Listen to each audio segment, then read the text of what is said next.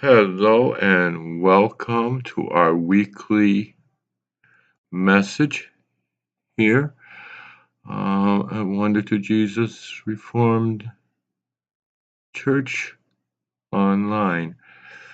I trust everybody had a good Christmas. We are nearing the New Year's now, looking forward to what the next year will bring. And at this time, I'm going to deviate just a little bit. Okay. Um, and I'm probably going to become a little bit more political today. And what I want the message to be.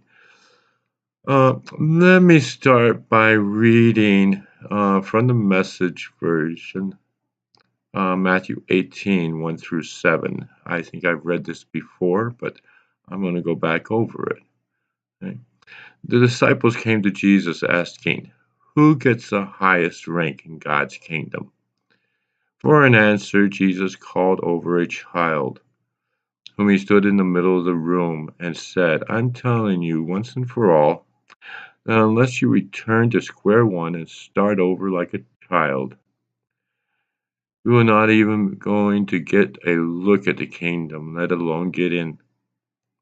Whoever becomes simple and elemental again, like this child, will rank high in God's kingdom. What's more, when you receive the childlike in my account, it's the same as receiving me.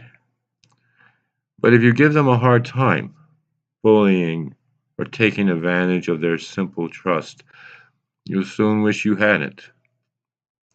You'll be better off dropped in the middle of a lake with a millstone around your neck, doomed to the world.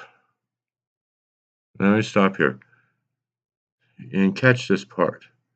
Doomed to the world for giving these God-believing children a hard time. Hard times are inevitable, but you don't have to make it worse. And it's doomsday. I'm going to repeat that. It's doomsday to you if you do. There is a special place in God's heart, I believe, for children.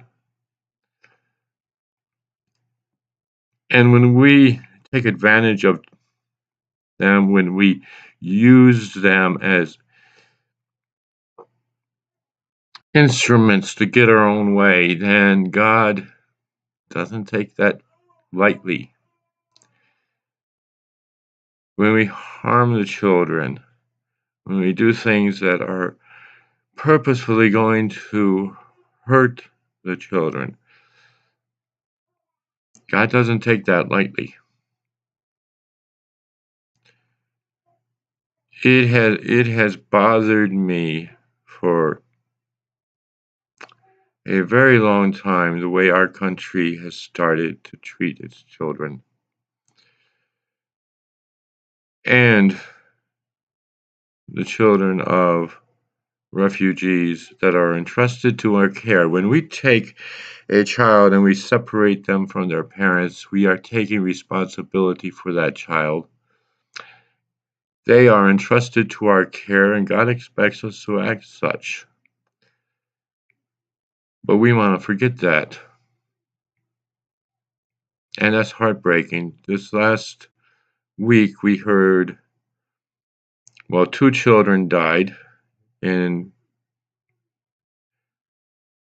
custody, and we heard about a third, and I don't remember when that third one died, but we just heard about it this week.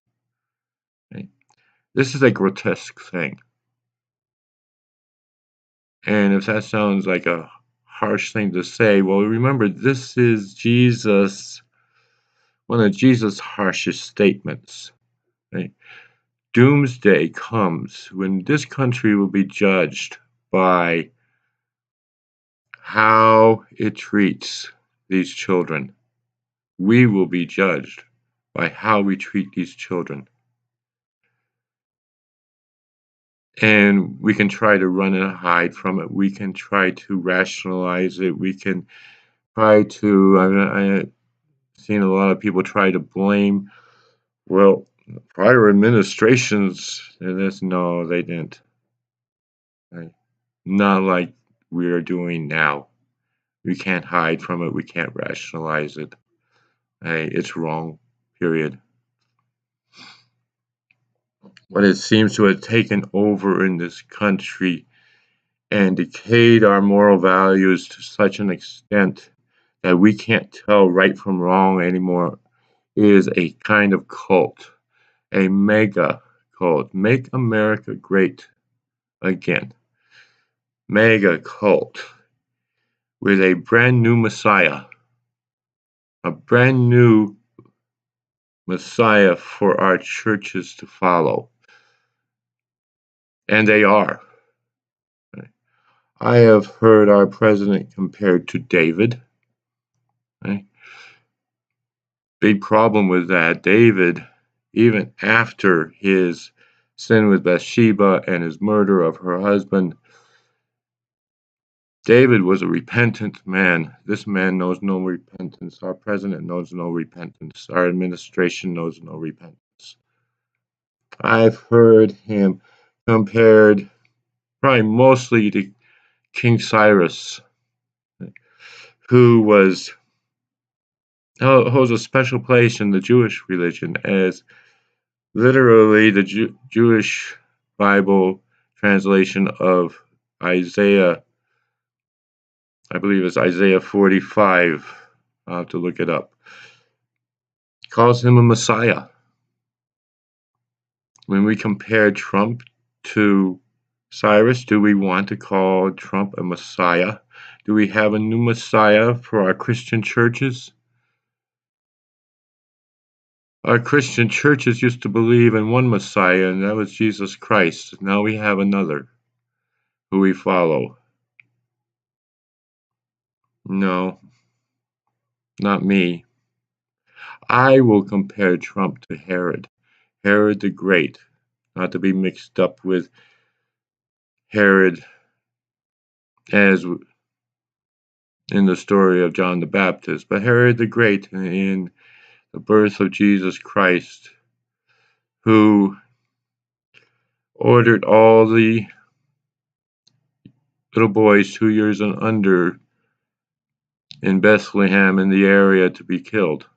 We call it the Massacre of the Innocents. Historically, there's no evidence of that ever happening, but most historians will agree it was well within Herod's nature to do such a thing. Herod, there was a lot of controversy about Herod.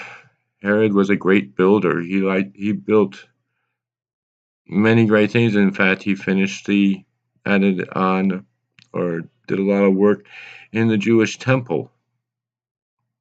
But he was also a ruthless man who killed friends, who killed his own family, members of his own family, who he felt were turning against him. He was a ruthless man. He had no compassion. He had no love. And that's who I will compare our president with. That's what I will compare our administration with. That's who deserves. And this man was no Messiah, believe me. So, as we go into the new year, I have made a New Year's resolution that I will not be silent.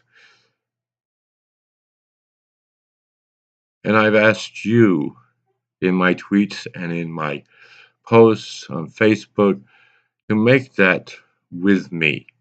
Make that resolution with me and speak out, because this cannot continue. Not our society. Our society will be judged by this. So please, if you want to retweet my post, many have. If you want to like my post and share it, many have. Okay? But please make that resolution with me And let's put an end to this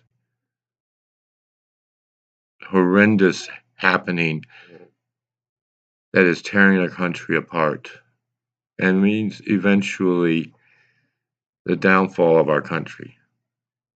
So, God bless you. Thank you for listening. And my prayers are with you. Have a blessed day.